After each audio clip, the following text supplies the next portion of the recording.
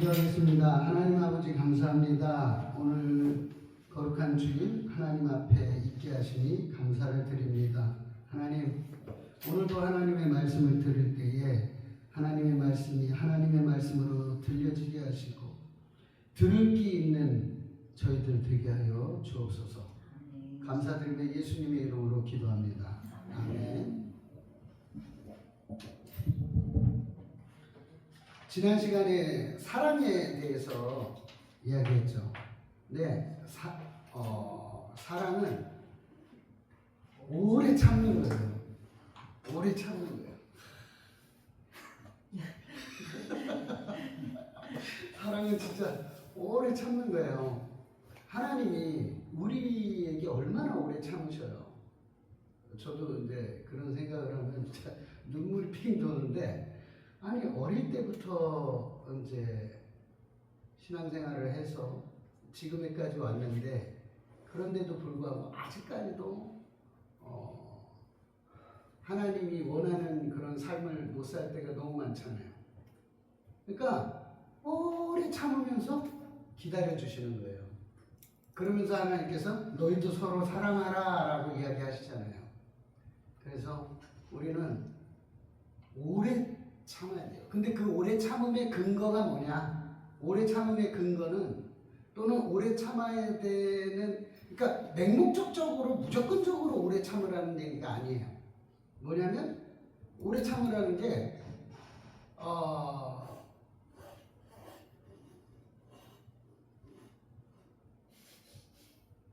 우리 준우 네가 제일 만만해. 동이는 좀 쉬어.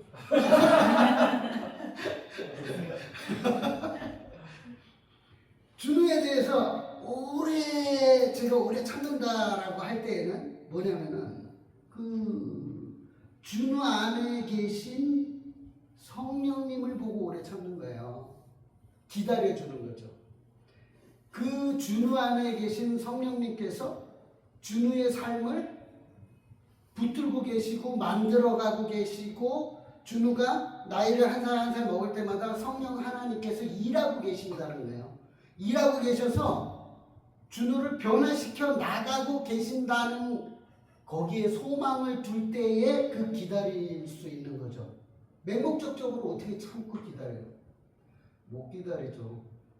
그런데 지금 하나님이 일하고 계시니까 기다려보자. 응? 하나님이 지금 일을 하고 계시니까 기다려보자 하고 오래 참고 기다리는 거예요. 그러면서 준우한테 온유하게 하는 거예요. 왜? 준우가 열받게 해도 어금니를 깨물면서 사랑하는 거거든요. 어금니 깨물면서 준우야, 응 그래, 응 좋아 그러면서 준우에 대해서 온유한 거죠. 이게 사랑은요 감정적인 게 아니에요. 감정적인 거는 그거는 이제 감정적인 게 아니에요. 사랑은 감정이 아니라 행동이에요. 행동으로 하는 거예요. 오래 참는 것 감정이 아니죠. 행동으로 하는 거고, 온유한 것도 감정이 아니에요.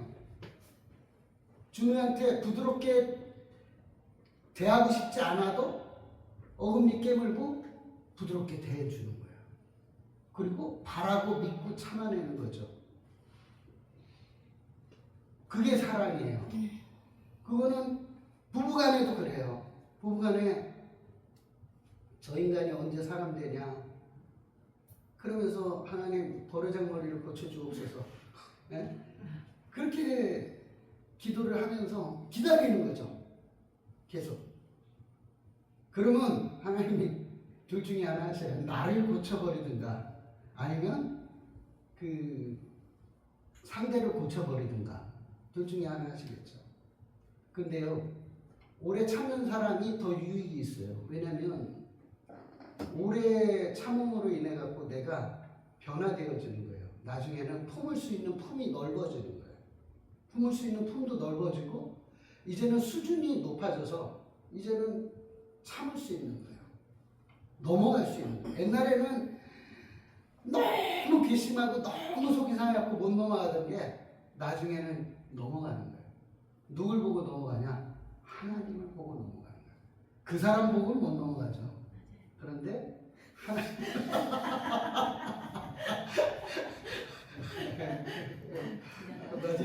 맞아요, 권사님. 하나님을 보고 넘어가는 거예요. 그렇게 넘어갈 때에 그때 내가 크는 거예요. 내가 크는 거예요. 내가 커야 돼요. 내 잔이 넘쳐야 돼요. 그래서 내 자식들에게 흘러가고 내 주변으로 이렇게 흘러가야 되는 거죠. 그게 사랑의 원리죠. 원리예요. 전에도 말씀드렸지만 부부는요 서로 마주보면 안 돼요. 마주보면 좋은 거라고 생각을 해요. 난 너만 바래. 나도 너밖에 없어. 마주보면 안 돼요. 우리 한국 문화는 이 마주보는 정도가 이렇게 밀착해, 밀착을 해갖고 프라이버시가 없어. 그냥 네 생활도 없고 내 생활도 없는 거예요. 막 너무 밀착돼 있어. 근데 그게 아니라 둘 다 하나님을 바라보는 거예요.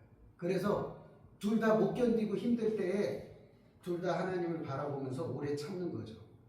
그게 사랑이라는 거죠. 막 연애하듯이 막 감정이 올라오는 건 거진 다 호르몬에 의한 거예요. 응? 도파민이라든가 페니라틴, 그 뭐 여러 가지 그 호르몬에 의한 건데 그런 거는 누구나 할 수 있는 사랑이고 그건 환경이 되면 자동적으로 되는 건데 그거 말고 우리가 애를 써서 해야 되는 사랑, 어금니를 깨물어야 되는 그 사랑, 그거는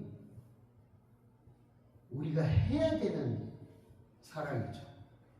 하나님께서 요구하시는 사랑이에요. 그게 사랑입니다.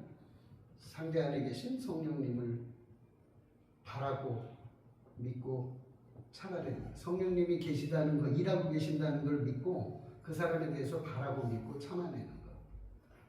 그럼 몇 년을 참아야 되냐? 몰라요. 20년, 30년, 50년, 60년.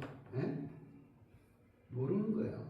그런데 하나님은 중요한 것만은 반드시 일하고 계시다는 거예요.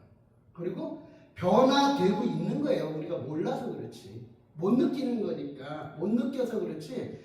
사실은 일하고 계시고 하나님께서 변화시켜 나가고 계신 거예요. 한번 옛날을 한번 깊이 생각해 봐요. 그럼 옛날하고 지금이랑 어떤가? 더 고약해졌다 이러면은 그건 이제 그런 답이 없고요. 사랑은 그런 겁니다. 자, 오늘 본문 한번 보도록 할까요? 오늘은 로마서 8장 26절에서 28절까지입니다. 시작. 이와 같이 성령도 우리의 연약함을 도우시나니 우리는 마땅히 기도할 바를 알지 못하나 오직 성령이 말할 수 없는 하시기로 우리를 위하여 친히 강구하시느니라.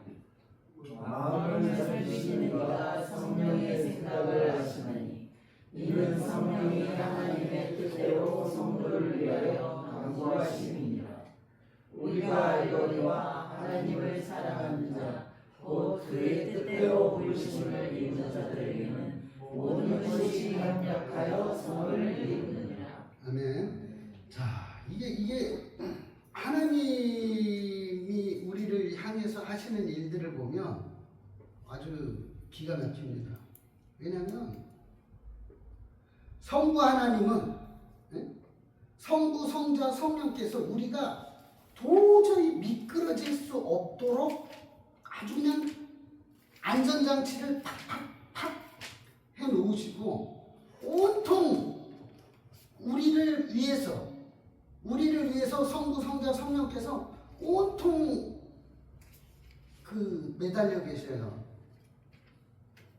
참 너무 감사하지 않아요? 안 그러면 우리가 어떻게 되겠어요? 그죠? 이거 보면은 성부 하나님은 우리를 이렇게 우리를 구원하시기 위해서 아들을 보내시고 그리고 또 그 아들은 십자가에 자기 자신을 주시고 그리고 성령님은 그 십자가의 그 효력이 그 구원의 그 효력이 나타날 수 있도록 우리 안에서 역사를 하시는 거예요. 오늘은 이제 그 성령님에 대해서 이야기할 건데, 우리는 고난을 당할 때 이렇게 해요. 하나님, 힘을 주십시오. 이 고난을 이길 수 있는 힘을 주십시오라고 한두 번쯤은 기도를 다 해보셨을 거예요. 하지만 고통이 너무 심해지잖아요. 그러면 이 기도도 안 나와요. 그냥 망연자실하게 돼요. 더 이상 눈물도 안 나오고 그냥 망연자실하게 돼갖고 어떻게 해야 될지 모르고 그냥 가만히 있는 거예요. 그 너무 인생의 삶이 너무 힘들면, 너무 고통스러우면 그렇게 되는 거예요. 그런 거 아셔요? 갓난 아기들 있잖아요. 갓난 아기들이 비록 말은 잘 못해도요, 엄마 아빠가 싸우잖아요. 그리고 정서적인 데미지가 300km로 달리는 열차와 충돌하는 그런 데미지를 입는데, 애기들이 처음엔 놀래가지고 엄마 아빠 싸우니까, 내가 사랑하는 사람들이 싸우니까 막 불안해하고 울고 막 이래요. 그러다가 이게 계속 반복되잖아요. 그럼 이 애기가 그때부터 울질 않아요. 엄마 아빠는 막 집어던지고 치고받고 하고 싸우고 있는데 그 옆에서요, 등 돌리고 장난감 갖고 놀아요. 장난감 갖고. 그런 현상들이 왜 나타나냐면, 그냥 무뎌진 게 아니고 방어 기제로서 이제는 너무 고통이 심해지니까 정서가 탁 닫혀버리는 거예요. 감정이 딱 닫혀버리는 거예요. 그래갖고 더 이상 슬프지도 않아요. 무섭지도 않아요. 그냥 장난감 갖고 노는 거예요. 우리도 마찬가지예요. 우리도. 근데요, 그 얘기는 그때 이후부터 이게 감정이 한번 닫히잖아요. 그러면 감정 없는 아이처럼 살게 돼요. 감정에 굉장히 무딘 그런 상황 속에서 이 아이가 크는 거예요. 그러니까 정서가 자라지를 못하는 거예요. 정서가 좋아지지 못하는 거예요. 그런 것처럼 우리도 어떤 고난과 고통이 무지막지하게 심하게 딱 들어오잖아요. 그러면 기도의 줄을 확 놔버려요. 기도 줄을 놓고 그냥 멍하니 괜찮은 것처럼. 그리고 자기가 얼마나 지금 고통스러운지를 스스로가 느끼지를 못해요. 그런 상황이 되면 정말 심각해지는 거죠. 저는 제가 우울증이 있는지 몰랐어요. 우울하면 우울증인 줄 알았는데 그런 게 아니더라고요. 정신과 갖고 이렇게 진단을 내려보니까 우울증이 너무 심하대. 거의 자살하는 수준까지 와 있다는 거예요. 거기다가 신경쇠약증이래. 이 신경쇠약이 뭐냐 그러니까 어떤 무거운 걸 계속 들고 있으면은 나중에 이 근육이 파열된대요. 그런 신경쇠약증이랍니다. 스트레스를 지속적으로 계속 받아가지고. 근데 나는 별로 그렇게 스트레스 받는다라고 생각을 많이 하지는 않아요. 나는 한 10%밖에 못 느끼는데 그 90%가 이렇게 있는 거예요. 어떤 데미지를 딱 입으면 이런 상황이 딱 돼요. 그럴 때 성령 하나님께서 나보다 나를 더 잘 아시는 거예요. 내가 지금 어떤 상황까지 지금 치닫고 있는지. 근데 나는 못 느끼거든요. 난 그냥 일상생활 하는데 성령 하나님께서는 내 지금 상황과 그 수준을 알고 계셔요. 그래가지고 성령 하나님께서 말할 수 없는 탄식으로 나를 위해서 기도하는 거죠. 나는 나에게 무엇이 필요한지 몰라요. 어디가 아픈지도 잘 몰라요. 그리고 하나님께 어떻게 기도해야 될지도 몰라요. 근데 성령께서 나를 대신해서 말할 수 없는 탄식으로 하나님 앞에 통곡을 하시는 거예요. 말할 수 없는 탄식이 뭐냐면 통곡이에요. 통곡을 하시는 거예요. 통곡을 하시면서 하나님 앞에 기도를 하시는 거예요. 그게 우리 안에 계신 성령님이에요. 그 성령 하나님은 우리가 이제 이와 같이 성령도 우리의 연약함을 도우시나니 해갖고 저 도우신다. 도우시나니에서 그 도우신다라는 게 무슨 뜻이냐면 헬라어로 단순히 멀리서 응원하거나 지시한다는 뜻이 아니라는 거예요. 지시하는 것이 아니고 무거운 짐을 지다가 쓰러진 사람 곁에 다가와갖고 그 짐을 같이 들어준다는 뜻이 있어요. 돕는다는 게. 돕는다는 게 그냥 야 너 일어나 넌 할 수 있어 힘을 내 이런 게 아니고 성령 하나님께서 내 삶 가운데 직접 들어오셔서 나의 짐을 같이 들어주신다는 거예요. 나 혼자가 아니라 같이 들어주신다는 거예요. 그러니까 우리가 절망 가운데서도 일어설 수가 있는 거죠. 그게 돕는다라는 뜻입니다. 성령님은 우리의 연약함을 보시고 너 왜 그거밖에 못하냐? 너 믿음이 그 정도였어? 이렇게 책망하시지 않아요. 책망하는 게 아니라 우리 곁에 오셔서 우리의 삶의 무게를 함께 짊어져 주시는 거예요. 우리가 지쳐 쓰러져 있을 때 성령님은 이미 우리 곁에 그 짐을 함께 지고 계시는 거예요. 예전에 그렇잖아요. 예수님이랑 같이 길을 가는데 발자국이 두 사람 발자국이 쫙 났어. 그러다 내가 너무 힘들어 가지고 너무 고생을 하는데 보니까 예수님이 없어졌어. 예수님 발자국이 없어요. 그래서 예수님께 이야기했대요. 세상에 어떻게 그럴 수가 있냐고. 내가 그렇게 힘들 때는 당신은 어디 계셨냐고. 그러니까 예수님이 그렇게 말씀하셨대요. 저 발자국은 네 발자국이 아니다. 저 발자국은 내가 너를 업고 걸은 나의 발자국이다 라는 거죠. 그러한 것처럼 성령님께서는 우리의 삶과 동떨어져 있지 않아요. 내 고통을 아시고 고통을 아시는 것에서 끝나는 게 아니라 그 고통을 함께 고통스러워 하시는 거예요. 이게 안 믿어질 거예요. 근데 그게 사실이에요. 팩트라고요. 나는 그게 안 믿어지는데 진짜로 성령 하나님께서 내 삶 가운데 들어와 계셔서 지켜보는 게 아니라 나의 일상 속에서 나의 고통과 어려움과 모든 것들을 함께 짊어지고 가시는 성령 하나님이시라는 거죠. 우리가 때때로 너무 지치면 정말 어떻게 기도해야 될지를 몰라요. 그런데 성령님이 우리를 위해서 이제 기도하고 계신 거죠. 우리가 기도를 멈춘 그 순간에도 성령 하나님은 내 안에서 나보다 더 아파하셔. 나보다 더 아파하신다고요. 나는 감정이 차단돼갖고 더 이상 느낌이 없는데 성령 하나님은 나보다 더 아파하셔요. 그리고 왜 나보다 더 아파하실까요? 나보다 나를 더 사랑하시니까. 이게요, 다들 경험해 보셨을 거예요. 자기가 아프잖아요. 그러면 견딜만 해요.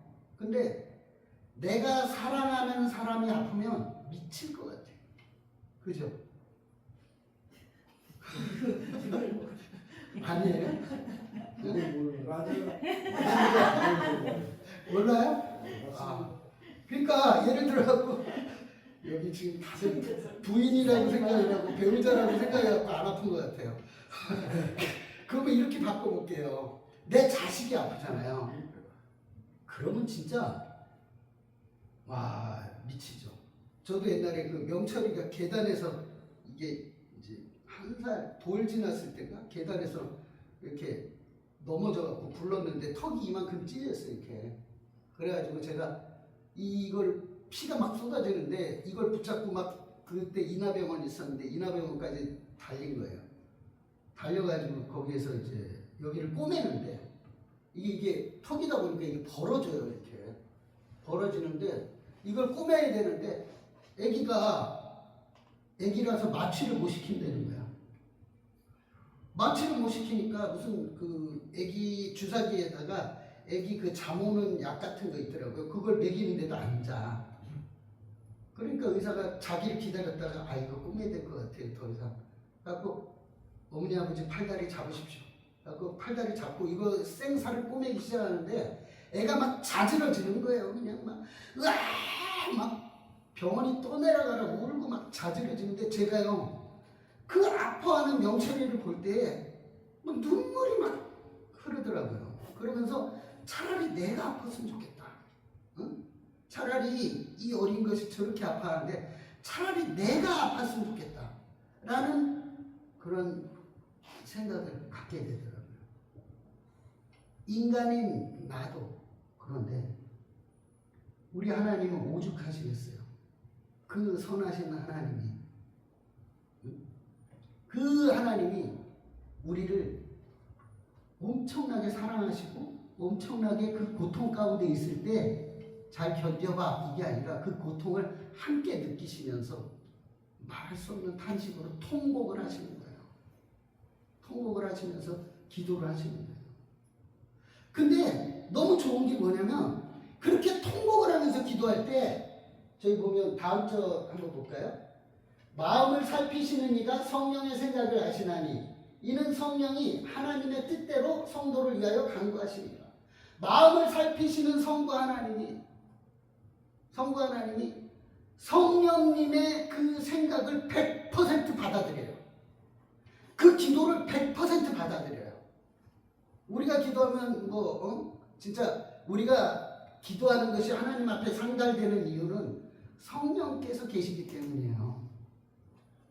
그런데 성령 하나님이 말할 수 없는 그 속상함과 그 고통과 아픔을 통해서 통곡을 하면서 기도를 한단 말이죠. 그러면 성부 하나님이 그걸 100% 아시고 그걸 다 받아들여서 그 기도에 응답을 하신단 말이에요.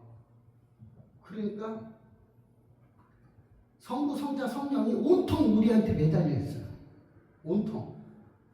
우리의 구원과 우리의 인생길에 온통 매달려 있어요. 성부, 성자, 성령께서. 그리고 다음 절 한번 볼까요? 우리가 알거니와 하나님을 사랑하는 자 곧 그 뜻대로 부르심을 입은 자들에게는 모든 것이 합력하여 선을 이루느니라. 네? 여기서 우리가 알거니 하나님을 사랑하는 자 이건 뭘 얘기하냐? 하나님을 사랑하는 자에게만 그렇게 된다. 그게 아니고 그 뒤에 게 중요해요. 부르심을 입은 자 우리죠. 솔직히 만약에 저게 하나님을 사랑하는 자 곧 그때로 부르심을 입은 하나님을 사랑하는 자에게만 그렇게 한다. 그럼 해당 사항이 있는 사람이 없어요 이 세상에.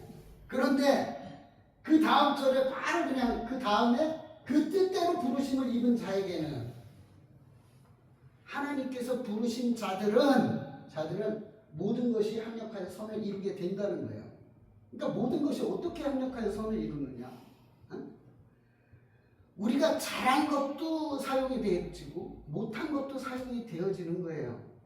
그러니까 성령 하나님께서 우리 안에 내주하시면서 우리가 잘못했을 때에 또 함께 하시고 잘못했을 때 등 돌리고 야 너 뭐 그따위로 해 그러면서 등 돌리고 있고 이게 아니라고요. 잘못했을 때에도 함께 계시는 거예요. 함께 계셔서 잘못함을 깨닫게 하시는 거예요. 깨닫게 하시면서 책망하시는 게 아니라 변화시키는 거예요. 책망하시는 게 아니라 변화시키는 거예요. 성령 하나님이 우리의 삶 가운데 깊숙이 들어와서 나보다 나를 더 사랑하시면서 동행하시는 거예요. 그리고 인도하시는 거고 그리고 붙들어 주시는 거예요. 그 성령이 안 계시면 우리의 삶은 신앙생활을 할 수가 없어요. 그냥 무너지는 거죠. 구원도 흔들리다가 구원도 이룰 수가 없는 거예요. 다 우리 안에 함께 하시는 그 성령 하나님께서 이루어 나가고 계시다는 겁니다. 우리가 이런 사랑을 받는 사람들이에요. 제가 전에 말씀드렸듯이 어떤 꼬맹이가 와갖고 피아니스트 연주회 하는데 건반을 아무렇게나 치잖아요. 치고 싶은데요. 띵동 띵동 띵동. 우리도요 기도할 때 내가 이기적으로 내 삶에 지금 내 눈에 보이기에 내 수준에서 내가 원하는 걸 기도한다고요. 이렇게 띵동띵동 친다고. 그럴 때 피아니스트가 옆에 와서 화음을 넣어주니까 그 음악이 너무 아름다운 음악이 돼버려요. 띵동띵동 그럴 때마다 화음을 넣어줘요. 그러니까 이게 진짜 베스트 중에 베스트 그러한 그 음악이 되는 거예요. 그러한 연주가 되니까 많은 사람들이 일어나서 기립박수를 치는 거죠. 그런 것처럼 우리가 정말 기도할 수 없고 또는 기도도 내 육체의 정욕대로 기도할 때에도 그때에도 성령 하나님께서 그 기도들을 하나님이 받으실 만한 기도로 바꾸어서 하나님 앞에 상달을 해드린다는 거죠. 그렇기 때문에 우리가 철딱선이 없이 기도를 해도 우리의 기도는 이렇게 허공을 치는 메아리가 돼서 내게로 돌아오는 그런 기도가 아니에요. 반드시 응답이 있고 열매가 있는 그런 기도가 되어지는 겁니다. 그리고 마지막으로 우리가요 그러기 위해서 성령 하나님이 우리 안에 역사하시기 때문에 우리가 또 해야 될 게 있어요. 그게 뭐냐면 기도거든요. 기도인데 오늘날 한국 교회들 제가 얼마 전에 교수님 우리 구약신학 교수님을 만나서 서로 이제 이야기를 했어요. 이야기를 했는데 제가 좀 서로 나누면서 이야기를 했어요. 그러면서 이제 그런 얘기가 이제 나오게 되는데 뭐냐면 한국 교회가 옛날에는 방향성이 약했어요. 옛날에는 그래가지고 한국 교회가 기도만 딥다는 거야. 근데 설교는 막 앞에 목사님들이 교육을 못 받아갖고 개떡같이 하는 거예요. 설교는 완전히 알레고리처럼 말이야. 다윗이 양을 쳤다. 이건 목회다. 다윗이 목회를 했다는 거야. 그리고 다윗이 골리앗의 물맷돌로 쳐 죽였을 때 그 시냇가에서 주순 5개의 물맷돌, 사랑과 뭐 믿음과 뭐 이런 식으로 설교를 했거든요. 그럼에도 불구하고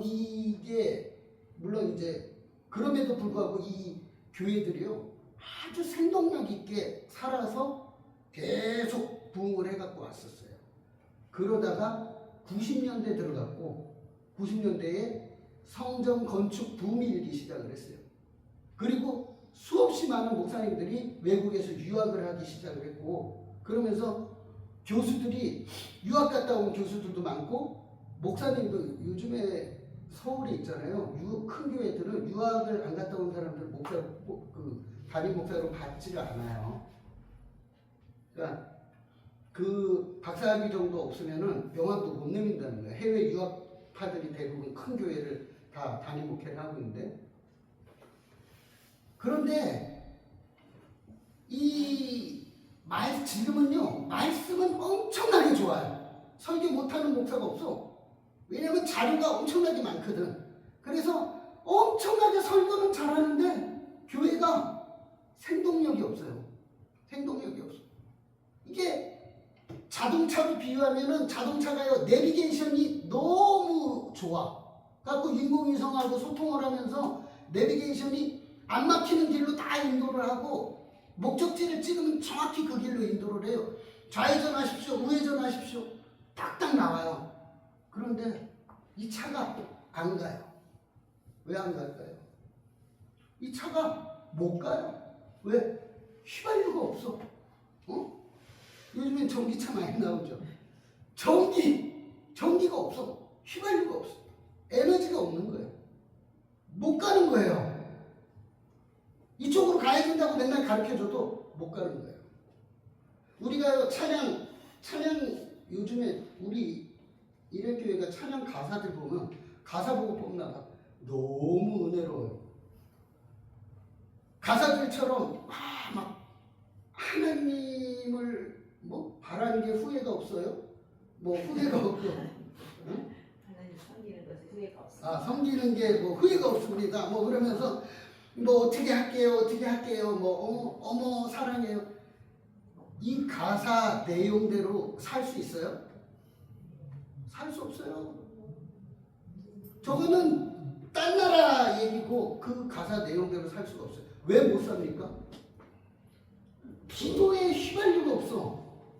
기도에 능력이 없어요. 삶의 능력이 없는 건 기도가 없기 때문이에요.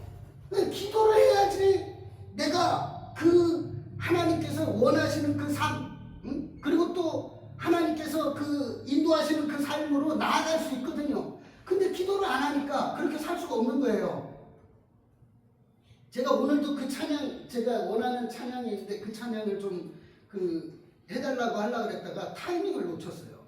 그래갖고 못하게 되는데 그게 뭐냐면 아버지 당신의 마음이 있는 곳에 나의 마음이 있기를 원해요. 아버지 당신의 마음이 있는 곳에 나의 마음이 있기를 원하는 거예요. 나의 마음이 있기를 원하는 거예요. 아버지 당신이 원하는 것이 나도 원하는 것이 되고 아버지께서 행하는 것이 나의 행함이 될 수 있도록 아버지와 내가 온전한 연합 속에서 하나가 됐으면 좋겠다는 거죠. 그런데 당신이 마음이 나하고 하나가 되지 않아요. 나는 딴 세상에서 살아요. 교회에 들어와 갖고는 아버지 이렇게 하는데 세상에 나가면 저게 예수를 믿는 사람인지 아닌지 분간이 안 되도록 살아요. 세상 사람보다 더 악랄하게 사는 거죠. 그러니까 얼마나 이게 괴리감이 있어요. 교회 안에 들어와서 그렇게 하는데 밖에 나가면 똑같고. 왜 그러겠어요? 기도 안 하잖아요. 절대로 하나님 뜻대로 살 수 없어요. 기도 안 하면. 기도를 해서 하나님을 기도 가운데 깊이 만나야 능력이 생기는 거예요. 영적인 능력이. 기도 가운데에서 하나님을 깊이 만나서 정말로 내 자신이 깨지고 부서지고 기도하면요 거울처럼 내가 보여져요. 깨달음이 있어요. 기도를 하면 말씀만 깨달음이 있는 게 아니라 그 깨달음 가운데 내가 무너져야 돼요. 내가 깨져야 돼요. 그리고 하나님의 뜻을 깨달아 알아서 하나님 앞에 나아가야 되는 거예요. 그래서 제가 좋아하는 구절 중에 하나 뭐 있어요? 너는 내게 부르짖으라 내가 내게 응답하겠고 내가 알지 못하는 크고 비밀한 일 그것을 알려주신대요. 크고 비밀한 일이 뭐겠냔 말이에요. 우리가 기도할 때 깨닫습니다. 깨닫고 그 깨달음이 있고 하나님과 나와의 관계가 가까워지는 거예요. 그게 없으면 죽었다 깨어나도 우리의 삶은 변화되지 않아요. 한국 교회가 기도가 죽었어요. 기도원도 문 닫은 데가 되게 많아요. 우리 이래교회는 기도하는 교회, 또 말씀이 흥하는 교회가 됐으면 좋겠습니다. 네. 기도하겠습니다. 하나님 감사합니다. 하나님 우리 이래교회가 하나님 말씀이 있는 교회, 기도가 있는 교회가 되게 하여 주옵소서. 정말 하나님께서 원하시는 정상적인 교회가 될 수 있도록 우리 각자의 마음을 성령 하나님 역사하시고 인도하시고 권면하시고 붙들어 주옵소서. 감사드리며 예수님의 이름으로 기도합니다. 아멘.